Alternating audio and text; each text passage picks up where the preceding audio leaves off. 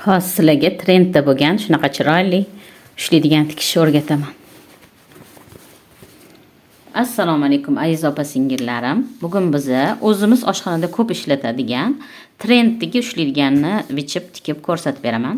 Buning uchun bizga nima kerak bo'ladi? Buning uchun bizga mana qog'ozga sertsa qilib chizib oldim va kusok material va bizga mana bunaqa xozyastvenniy magazinda sotadigan pollatda kerak bo'ladi. Bu qo'limiz kuymasligi uchun bundan 1 metr oldim.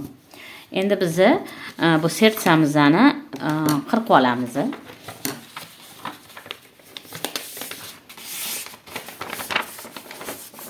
Keyin hamma yog'i bir xil chiqish uchun baravar qilib qirqib olamiz. Qirqib oldik.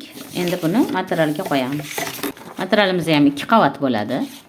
Uni orqamachoq qilib bitsak, chizsak ham hech nima qilmaydi. Bundan 4 qavat qilamiz. Chunki bitta ochganimizda bitta qavat bo'ladi. Mana 4 qavat bo'ldi. Buklov tarafini qo'ydim. Buni ham chizib olamiz.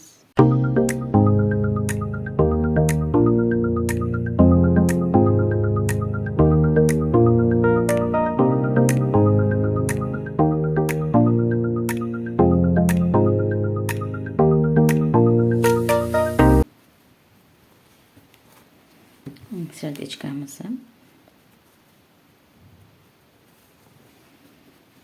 Serdichkamiz.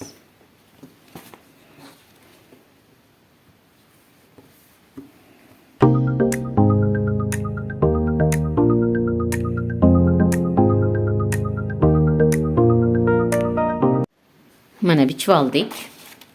Mana paxtasini ham bichib oldik. Endi bitta materialni tagiga, bitta materialni ustiga qo'yib, o'rtasiga paxta qo'yib tayyor qilib qo'yamiz. Keyin xuddi shu qizil materialdan 4 cm o'lchab, uzun chetiga tikishga qo'yib qo'yamiz. Mana 4 cm o'lchab, uzun kesib olamiz chetini tikishga. Kant tikib olamiz. Qirqib olamiz. 4 cm o'lchaymiz.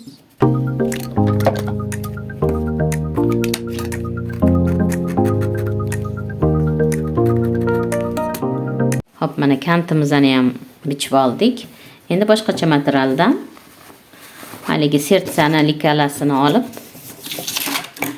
chetini chizamiz. Mana boshqacha materialdan. Buni chetini o'zini qilib olamiz. Mana buni sertsamizni ashdan bunda chizdim-da, endi shu tani buklab boshqacha rang materialda chizib olamiz. 2 qavat qilsak bo'ladi buni.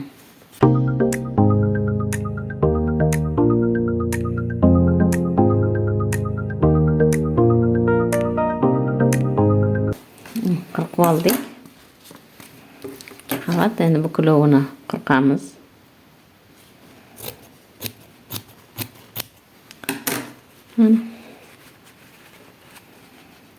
Bizda ikkita bunaqa kusok material paydo bo'ldi.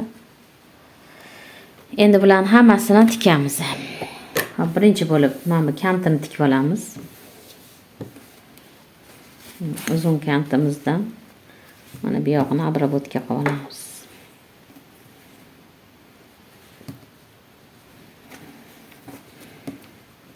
Mana birinchi kantni qo'ydim. Yuzasiga qo'yam.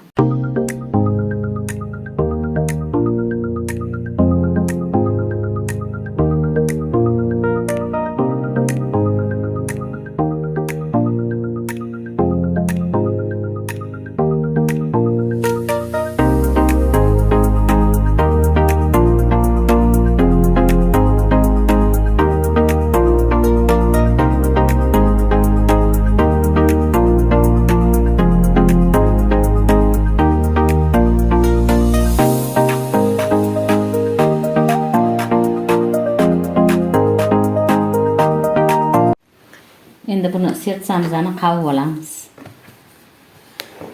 Chizib oldik.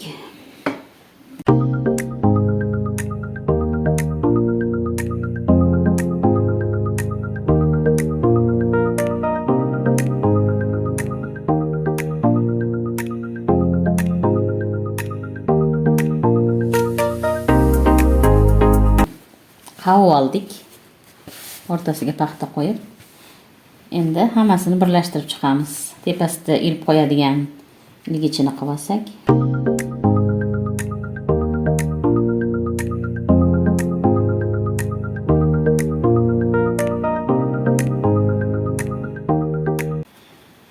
Endi hammasini terib chiqamiz.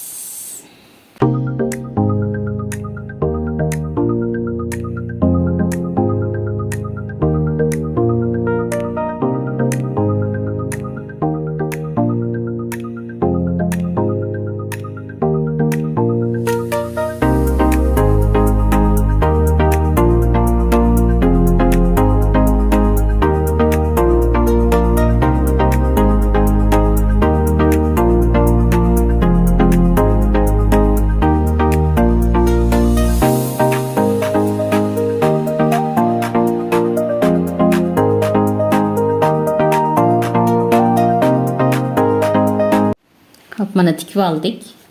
Endi mana bu dumaloqli joylarga ozgincha rasechka qo'ymasak qayrilmaydi.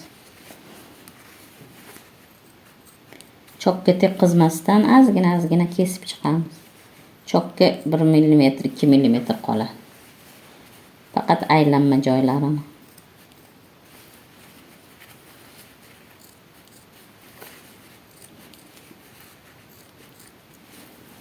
Keyin mana mamatini ham. Bo'ldi, endi tikib chiqamiz.